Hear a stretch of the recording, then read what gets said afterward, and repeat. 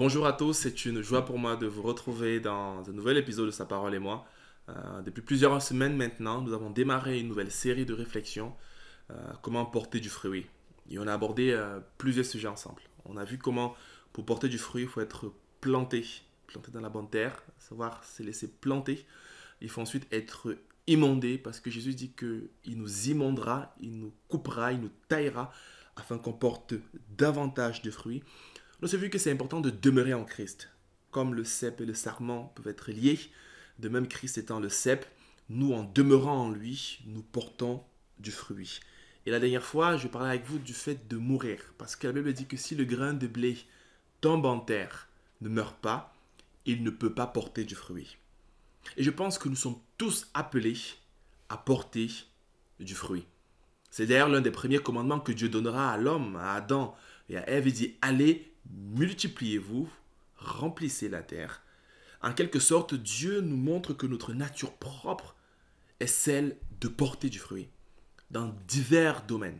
Bien sûr, au niveau de notre famille, peut-être après dans notre marche personnelle avec Dieu, dans notre service, dans notre entreprise, en tant que salarié, en tant qu'entrepreneur.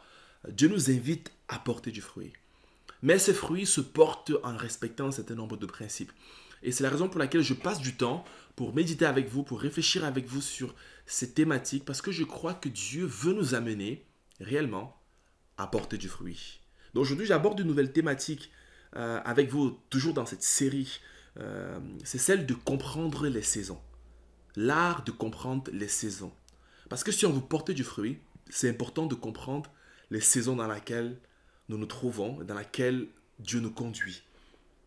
Lisez avec moi Matthieu chapitre 21, du verset 33 au verset 34. Il est écrit, écoutez une autre parabole. Il y avait un propriétaire qui planta une vigne. Il l'entoura d'une haie, il creusa un pressoir et construisit une tour. Puis, il la loua à des vignerons et partit en voyage. Lorsque le temps de la récolte fut arrivé, il envoya ses serviteurs vers le vigneron pour recevoir sa part de récolte. Amen. Lorsqu'on parle de porter du fruit, c'est important d'intégrer cette notion de saison, de compréhension. Et dans le texte qu'on vient de lire, on voit qu'il y a un propriétaire qui sème, puis viendra un passage où il va dire lorsque le temps de la récolte fut arrivé. Donc il savait qu'il y avait un temps où il avait semé, ensuite il y avait un temps où il fallait récolter.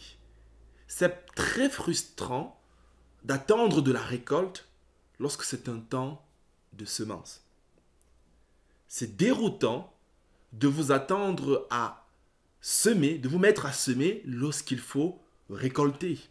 Parce qu'il y a les lois de la nature, il y a les saisons, il y a la météo, il y a le climat qui influence. Et c'est important lorsque la saison de la semence arrive, que nous semions, et lorsque celle de la récolte arrive, que nous récoltions. Et donc, si on veut porter du fruit, il faudra développer cette capacité de reconnaître les saisons que nous vivons. Quelle est la saison que tu vis en ce moment dans ta vie, dans ta relation avec Dieu? Quelle est ta saison? Est-ce que c'est une saison où tu dois semer ou est-ce que c'est une saison où tu dois récolter? Si tu t'attends à récolter quelque chose que tu n'as pas semé durant la bonne saison, alors tu ne pourras pas porter du fruit. Et peut-être pour porter véritablement du fruit, il te faudra de manière intentionnelle aujourd'hui semer, sachant que tu porteras les fruits dans 2 ou 3 ans. Et donc reconnaître les temps est essentiel pour notre marche avec Dieu. Peut-être ce sera un temps de défrichage. Jérémie disait dans ses livres, défrichez-vous un champ nouveau. Jean-Baptiste savait qu'il ne venait pas pour le salut de l'humanité, il savait qu'il préparait le terrain pour le Messie.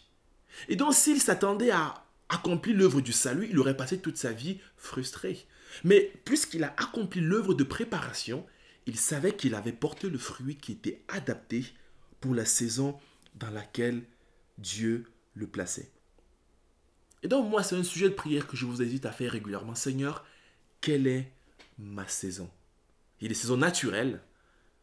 Je ne m'attends pas à ce que mon fils, qui a à peine quelques mois, commence à courir. Ce n'est pas la saison. Viendra une saison où ce sera préoccupant s'il ne le fait pas. Je ne m'attends pas à ce que, à un certain âge, peut-être à 70 ans ou à 90 ans, je commence à continuer de donner la vie, d'avoir des enfants, des triplés, des quadruplés. Non, je ne m'attends pas à vivre cela. C'est également pas la saison. Dans la Bible, il est écrit, et je lisais cela ce matin, dans Nombre chapitre 8, que les Lévites, par exemple, devaient entrer dans le service du temple à 25 ans et devaient arrêter à 50 ans. Ils avaient 25 ans pour être en quelque sorte à plein temps dans le service du temple. Puis après 50 ans, ils devaient juste aider ceux qui étaient dans le temple à travailler, en quelque sorte, être juste comme des coachs, des référents, des consultants. Mais ils n'étaient plus actifs. Et donc on se rend compte lorsqu'on étudie la Bible qu'il y a des saisons. Parfois on voit la saison de 30 ans qui est une saison critique, 25 ans, d'autres 40 ans, un peu plus 70 ans. Il y a des périodes de la vie qu'il est important de respecter. Non pas pour culpabiliser, mais pour travailler de manière intentionnelle afin de porter du fruit de manière efficace. Bien plus que le fait d'être patient et d'attendre notre temps, il s'agit de reconnaître ce que Dieu m'invite à faire maintenant. Peut-être c'est juste une saison pour ne rien faire et se reposer. Dieu donne le sabbat, repose-toi. Peut-être c'est une saison pour se lever et travailler dur parce que la nuit est très avancée. Peut-être c'est une saison où tu dois simplement travailler plus dans ton travail ou être plus prêt à la maison. Peut-être c'est une saison où tu dois juste passer du temps en famille ou peut-être passer plus de temps à produire. Et c'est important de comprendre cela, comment cela arrive en étant attentif à cela, en priant pour cela et en sondant les Écritures par rapport à ça. Globalement, quand on étudie plusieurs disciplines, que ce soit l'économie, que ce soit les saisons, on se rend compte que dans la vie, il y a une notion qui arrive généralement. On parle souvent des 4 phases, des 4 saisons importantes. On voit ici, on voit l'hiver, le printemps, l'été, l'automne, qui sont 4 saisons qui régulent un peu notre climat ici en Occident. Mais on voit aussi Jésus qui dit, vous serez mes témoins où? À Jérusalem, en Judée, en Samarie, 3, jusqu'aux extrémités de la terre, 4. Jésus a eu 4 saisons. Il a commencé à Bethléem, ensuite il a eu la Judée, ensuite il a eu Nazareth, ensuite il a eu... On revoit toujours qu'il y a cette réalité des 4 saisons. Et quand on regarde d'autres phénomènes qui sont réels, on se rend compte que parfois il y a, pour exemple, il y a la naissance, il y a la croissance, ensuite il y a la maturité, on stagne un peu, et enfin il y a le déclin. Toute entreprise ou tout système généralement connaît ces phases-là. La première qui est le démarrage, on ne sait pas à quoi va ressembler ce qu'on veut faire. On peut prendre ça avec l'enfance, on ne sait pas quand une femme est enceinte, elle est travaillée, elle est portée par quelque chose, elle porte un projet, une vision, elle porte un enfant. Et c'est pas encore à quoi il va ressembler, même avec aujourd'hui toute la médecine qu'on peut, on voit pas la tête, on est impatient de voir à quoi cela va ressembler. C'est souvent la phase de gestation. Parfois Dieu met en nous un fardeau, peut-être c'est un temps de prière. Lorsque vous avez un projet à cœur, il y a un temps où il faut consacrer ça dans la prière, où il faut chercher. Peut-être c'est le temps où il faut semer dans la prière. Il faut jeûner, il faut passer du temps avec Dieu, il faut rechercher le temps de Dieu. Ensuite viendra une saison où la naissance a pris place, maintenant vient la croissance. Il faut que l'enfant grandisse et la croissance est rapide. Les enfants dans les premiers âges grandissent très vite. Heureusement, à un moment donné, on ne grandit plus, mais il y a cette période de croissance. Les entreprises, lorsqu'elles sortent parfois, naissent, connaissent des croissances impressionnantes, à 2 chiffres, à 3 chiffres. Les pays connaissent cette période de croissance. La France a connu la période, on passe souvent des 30 glorieuses, mais bien plus encore à d'autres saisons.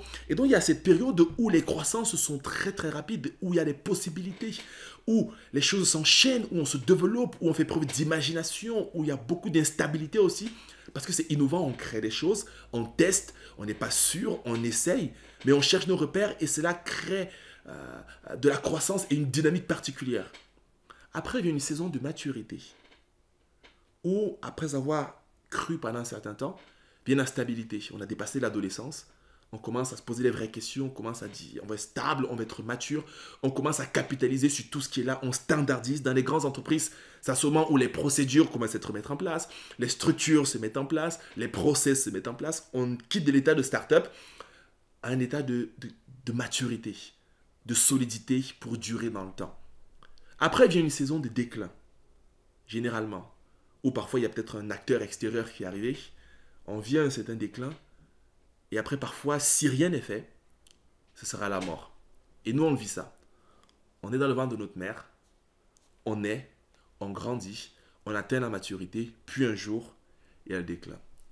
Et chaque saison correspond à une action en particulier. Il faut apprendre donc à porter le fruit dans votre saison de gestation, dans votre saison de croissance, dans votre saison de maturité et dans la saison de déclin, parce qu'il est aussi possible de porter du fruit même en temps de déclin, ou bien de redémarrer une nouvelle saison, un nouveau cycle qui se démarre. Jésus dira, il envoya ses serviteurs pour recevoir sa part de récolte. Et je veux croire que Dieu veut nous inviter, mes amis, à aujourd'hui dire, Seigneur, quelle est ma saison? En cette année, quelle est la saison que Dieu place devant toi? Peut-être c'est une saison de croissance, alors peut-être ça va t'amener à travailler plus, à prendre des risques, à faire des choix. Peut-être une saison de maturité, et donc c'est le moment d'installer des choses, des routines, des habitudes. Peut-être c'est une saison de déclin, même dans ton ministère, et que si tu ne fais rien, cela va s'éteindre, cela va disparaître. Quand on étudie l'histoire des réveils, on voit ces vagues et ces cycles. Alors si nous voulons porter du fruit en abondance, il va falloir comprendre les saisons dans lesquelles Dieu nous conduit et d'appliquer les moyens adaptés pour vivre ces saisons. Prenez le temps avec Dieu. Laissez le Seigneur vous parler. Et surtout, mettez-vous en action afin de porter du fruit, car c'est ce que Dieu veut faire. Peut-être vous entrez simplement dans votre repos, et un jour il viendra pour reprendre la récolte de chacune de ces saisons. Que le Seigneur vous bénisse, mais surtout qu'il vous conduise à vivre pleinement chaque saison de votre vie. Peut-être qu'il y en a 4, peut-être qu'il y en aura 7, il y en a 2. Dieu, il sait. Il détient toutes ces saisons. Que le Seigneur vous bénisse et prenez soin de vous. À très bientôt pour un nouvel épisode.